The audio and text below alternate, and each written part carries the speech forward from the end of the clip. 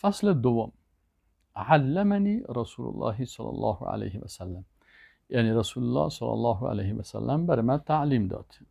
حالا اطفال عزیز، سلسله درسای علمنی رو شروع میکنیم که علمنی برای من چی تعلیم داده هست رسول الله صلی الله علیه و سلم. حدیث نمبر 1.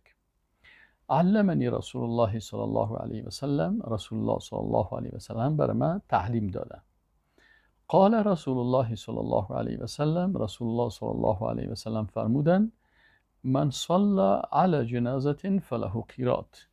هر کسی که بالای یک جنازه نماز جنازه بخوانه بر از او 1 قیرات اجر است.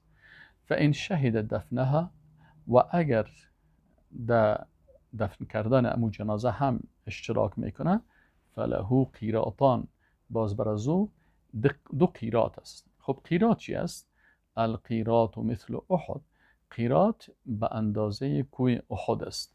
این حدیث رواه مسلم، امام مسلم رحمت الله علیه روایت کرده. از این حدیث تو درس میگیریم از رسول الله صلی الله علیه و سلم که وقتی یک کسی وفات میکنه ما در جنازه از او اگر اشتراک میکنیم، در مقابل اشتراک کردن در جنازه یکی از دوستا، یک مسلمان، بر ما اجر داده میشه. اگر تنها جنازه را میخوانیم 1 قیرات به اندازه کوه احد چقدر بزرگ است اجر داده میشه. و اگر باز در مراسم دفنش هم اشتراک میکنیم تا دفن شوه، دیگه اینجا بر ما 2 قیرات داده میشه. و سلام علیکم و رحمت